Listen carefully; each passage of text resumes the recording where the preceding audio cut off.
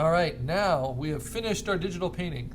Of course, there's always going to be little things that you feel you can improve and little areas you see. And as soon as you step away and you say, okay, I'm finished, what do I think? You're going to see more that you can kind of work on and work with. And it's just so much fun. But at some point, you just have to say, okay, nope, that's it. It's good. So now we have to deal with cleaning it up around the edges and making sure it's what we want. But let's first just review the steps that got us there, right? We start with reference. And then on top of the reference, we do our sketch. And we sketch out kind of the basic anatomy. We make sure we understand where the joints are, where the seams are, what's going on. And then, in this case, we use the mixer brush to help with our speed painting. And what the mixer brush does is it steals colors directly from the reference. And then, based on the direction I painted, it kind of blurred those colors out in all these different strokes. And that's a way in Photoshop. It's a new tool in Photoshop CC, where instead of just painting with one color, you are actually painting multiple pixel colors at a time. It's a variation on the smudge tool, but tied to the brush.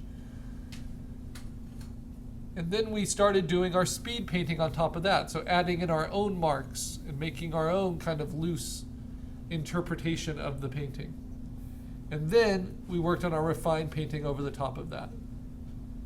Now you see all these little white spots coming through. That's because those are areas that, despite all my efforts to paint thoroughly, that's where just middle gray or the background is allowed to come through.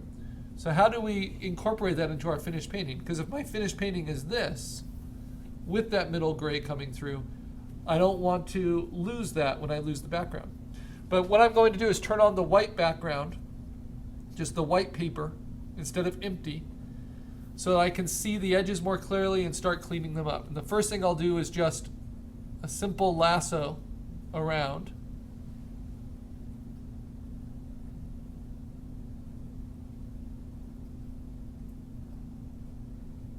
To help clean up some of these strays, especially any of my palette marks. Right. So I select all of that with the lasso, and then I just simply hit delete. And you might have to go through your paintings or your painting layers and unlock them and delete them from these different layers as well. Right. You want to make sure you have your layout sketch turned off when you're saving it for the final. Okay, then if I turn on my gray layer and I like how everything looks, and it looks finished, great, but I might also look at some of the edges and look at the edge control, right? Like this feels too hard edge, so I might go in with my brush at the low opacity and soften some of these edges. And I said I was done with painting, and I am, but now I'm just treating the edges. And especially with something like fur, again, this isn't like the shiny carapace of a beetle. It's the fur at the edges of this bear. And what's interesting about something like fur is that light shines through it, especially at the edges. Whoops. You'll also see any edges that need to be erased, like little stray marks.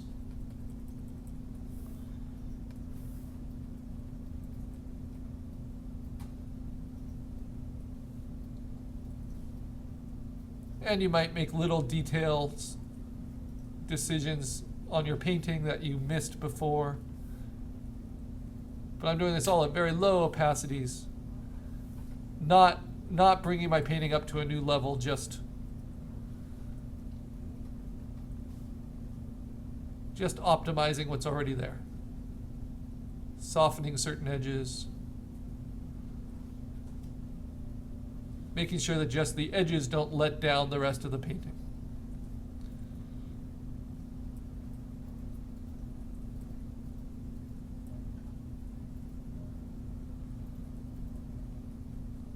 I'm getting into a bit of a trap here, just seeing new opportunities and playing with them.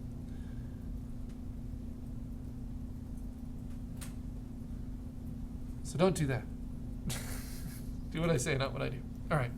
So as you see those working around, I'm still just stealing from my gray and cleaning up the edge by painting that gray.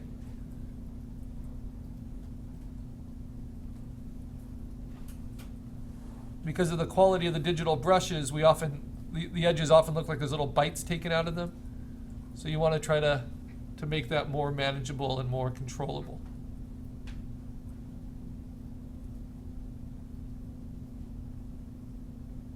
Blending it in. Remember, some membranes are thinner than others and let more light through, like the ears, than others.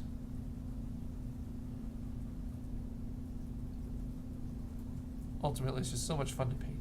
All right.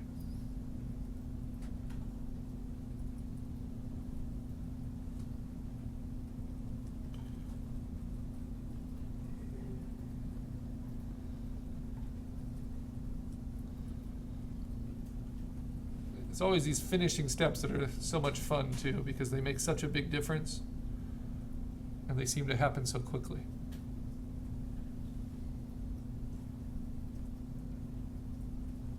So be appreciative of that. But don't get trapped overdoing it.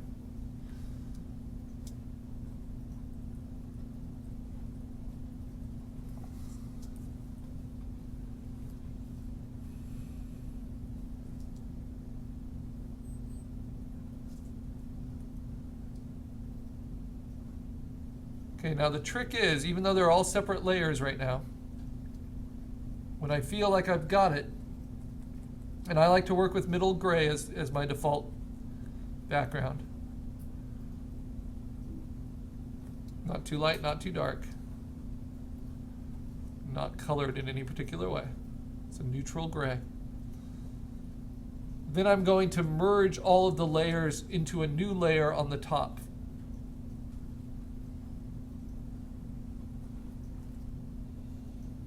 And I do that by being on my very top layer,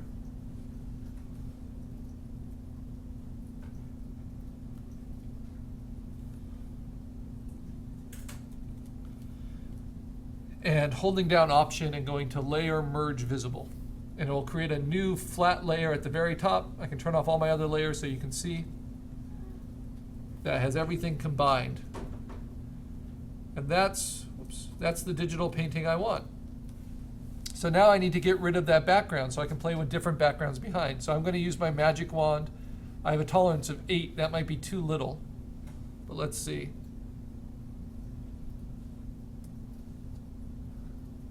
Actually, that works pretty well. And it goes around the whole thing. And I have it on contiguous, very important, because I don't want it to pick up all the gray that's actually in the image. But if I need to, like a little spot there, I can add in a little spot there. Just holding down Shift. Okay, now I'm not just going to hit delete, because if I do that, you'll see that the edge is too sharp and it will have this little gray halo, which I want. But I want it to be a lot softer than that. So instead of just hitting delete, I'm going to go to Refine Edge, and then I'm going to use my settings here, maybe Smart Radius. I'm not going to smooth it, especially not for something as furry as this, but I am going to shift the edge a little bit, and I'm going to feather it, which is a gradated selection. And you can kind of see the softness. Because I'm doing something soft, that makes a lot of sense. So let's see what this gives me. And this will cut into my selection and soften it a little bit. So when I hit delete, it won't give me that hard edge. And there we go. So now I have this nice gentle edge going around the fur texture. If it wasn't fur, I would refine it with less softness, with less feathering. And it's kind of equal all the way around, and it feels like it works with the with the brush strokes I've already put in. I can treat some of the edges if I need to. If I feel they got too uniform. But ultimately, this does a pretty good job.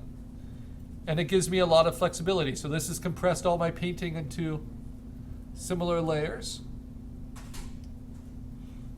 All one layer, either off or on, and I can put the gray behind it. I can put the white behind it, or I can put black behind it. And I want you to pick one of those three options for whatever you think looks best, just to show off your digital painting. And I almost always opt for gray for myself. Now, why do we do it that way? Well, the advantage is, because you have a clean digital painting now, and it's 100%, you can kind of see the difference between your reference and your digital painting. And in this case, I gave it a lot more detail, gave it a little bit more personality. I shaved the shape of the head a little bit so it just wasn't so round. And that's called rotoscoping, right? Painting right over film work. Or you can put it into another background too. So I'm actually going to save this with the gray background as my PSD, because I still have all my painting layers, and I can still work on it. In fact, I can take any one of my painting layers, like my speed painting, for instance, and put it back over the top of it, and I can play with other effects, like how much of that do I want to show through to kind of help simplify it again if I thought I got too detailed, which I'm sometimes guilty of. Right? And you can blend it in other ways, using maybe overlay mode or soft light. There's just no end to the options you have. So you can use your speed painting to help kind of regulate your colors a little bit. Yeah, in some ways I think that's actually pretty helpful. But then the ultimate goal is to be able to just save it as a PNG. So file, save as, with the background turned off, a PNG for the desktop. And that allows you to put this beautiful painting of either your caricature or your animal, and it's now a cutout, kind of a sticker that you can put into any other composition. And so let's see if I have an example I can share with you.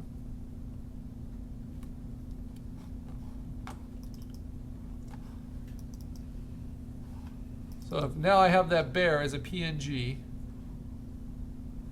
And if I want to use it for, say, a Christmas card, and I want to put it into this family photo,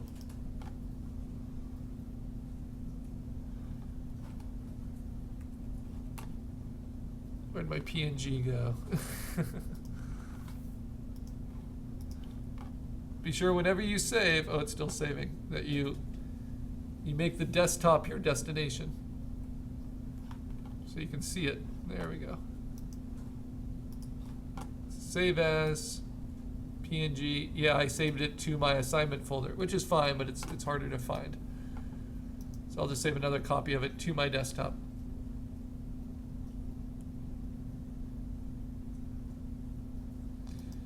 And now I can just bring that in as soon as it saves. It's almost there, 90%.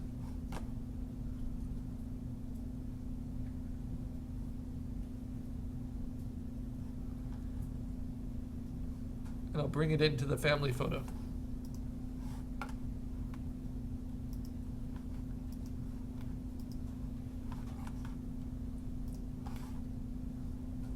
Try to get it the other way.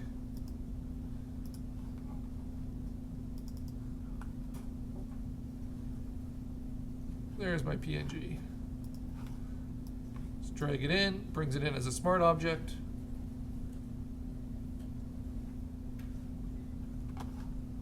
There it is, as soon as it loads up. And that PNG is what you can upload to PhotoBucket for the assignment as well, just along with the JPEG of your reference. Come on, load up, load up. I'm killing my